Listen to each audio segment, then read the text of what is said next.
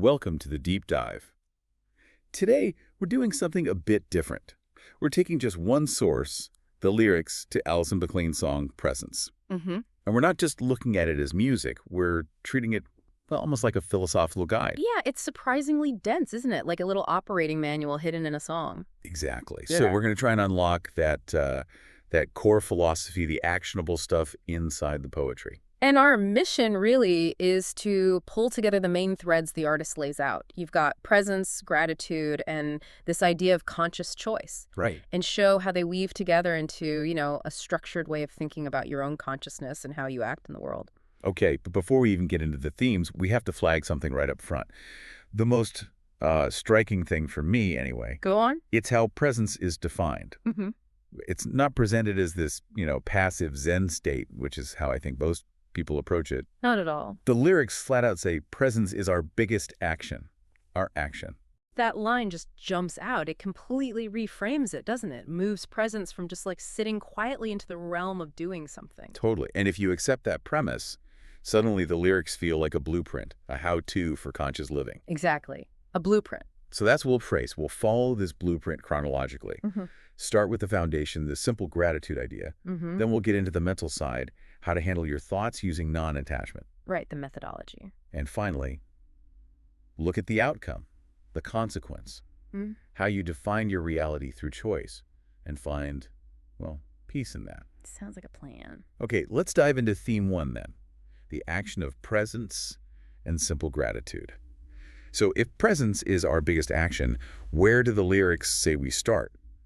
That first verse connects presence directly with awareness and gratitude. Yeah, and it's crucial what kind of gratitude it highlights. It starts with the absolute basics, the immediate physical facts of being alive. Not big achievements or anything? No, nothing grand. It anchors the action of presence in, like, the machinery of life itself. It's very grounded. That feels really important. It makes it, Yeah. well, accessible. Right. Anyone can do it wherever they are. Precisely.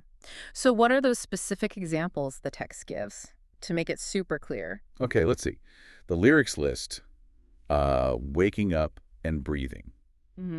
Fundamental. Walking on the ground, feeling that connection. Yeah. And our eyes for reading, using our senses. Waking up, breathing, walking, reading. It's almost mundane, isn't it? But that's the point. It seems like the focus is deliberately physical and immediate. Like you have to start with the body before you tackle mind's complexities. I think so. It kind of subverts the idea that presence needs some big mental shift or spiritual insight right away. Right. If presence is the action, then gratitude for these simple things is like the fuel for that action. It makes presence something you can access right now. You don't need to fix your life first. Okay, just notice your breathing. Notice your feet on the ground. Yeah. Acknowledge the basic functions already happen. That's the starting block. Okay, that makes sense as a foundation. But, reality check. It's hard to stay there. Yeah. The mind just starts up, doesn't it? Oh, absolutely. The second you feel grateful for breathing, your brain throws up that email you forgot or replays an argument or worries about tomorrow. That mental noise. It does. And the lyrics address that directly. That takes us into the bridge section and a theme 2, managing the mind. How does it suggest we handle that chaos? Well, it doesn't pretend the thoughts will vanish. Instead, it gives us a way to relate to them. Using that really classic, perfect metaphor, thoughts come and go, like clouds in the sky. Clouds in the sky. Okay, so they're temporary, they pass. But what's the tool for actually treating them like that? Because thoughts can feel so solid, so permanent. The tool explicitly mentioned is non-attachment. Non-attachment. The lyrics say, in non-attachment, that's when we experience life for what it is. Now, non-attachment can sound a bit cold, or like you're just supposed to ignore everything or not care. Is that what's meant here? I don't think so. Not indifference. The text frames it, I think, as something more active. It's not about not caring. It's about choosing not to get swept away. Okay, explain that a bit more.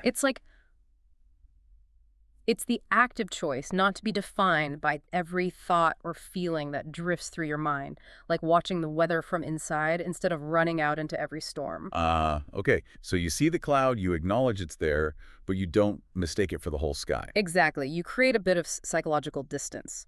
And that distance is what lets you see things, as the lyrics say, for what it is, without your immediate judgments or past baggage coloring everything instantly. So non-attachment isn't ignoring, it's observing without getting entangled. It's letting the clouds pass so you can see the actual landscape. Precisely. And when you can see life without that distortion of mental noise, what does that open up? Well, the lyrics say it opens up the choice in presence, the choice we always have. And that choice is central. It leads us right into theme 3, which is really the philosophical core, this paradox of existence. Yeah, the chorus hits hard. First with this really broad, almost neutral statement, understanding all exists, no right or wrong. Right. It sets this kind of cosmic stage. Existence itself is neutral, unbiased. But then, immediately after establishing that neutrality, bam, there's this unavoidable demand for personal agency. It says there is yet a choice now in how we choose to play. So the universe might be neutral, but you can't be neutral in how you engage with it. Exactly. The choice isn't whether you play, it's how you play your part within this neutral field. And this choice of engaging with presence. The lyrics call it something specific, don't they? They do. It's framed explicitly as an investment, a great investment. A great investment. Yeah. Okay, why? Why is just being present, maybe noticing your breath, like we said, such a valuable investment? That implies a significant return. Well, think about it. Our default is often autopilot, right? Reacting based on old patterns. Choosing presence, choosing focus, takes continuous effort. That's the capital you invest your attention. Okay, so what's the payoff? What's the dividend from this great investment, according to the song? The payoff is huge. It's the power to fundamentally change your inner world. The investment gives us the agency, and here's the quote, to rewrite a dominant program and create our own jam. Wow. Rewrite a dominant program. Connects right back to presence being in action. The action isn't changing the world outside, necessarily. No. It's rewiring the script inside your own head, creating your own jam. I like that. It's about internal reconfiguration. If thoughts are just clouds, but your focus is the mechanism that shapes your internal programming. Then the investment is in choosing where you put that focus. You're actively selecting the operating system for your life. That's it. The choice of focus, the lyrics imply, becomes us. So if you consistently choose presence, choose gratitude, that focus starts to reshape the dominant program. Maybe shifting it away from old anxieties or reactions towards something you've consciously chosen. Okay, that's empowering. This idea that we're not just subject to our programming, but we can actively rewrite it, that leads to the final theme, right? The really deep philosophical bit in the outro. Yeah, theme 4, the limitless field in finding peace. It introduces this almost paradoxical limitation that arises precisely because we're infinite in some sense. So? The lyrics state, we cannot get rid of anything. Cannot get rid of anything. Why not? Because of the limitless field in that we are. Yeah.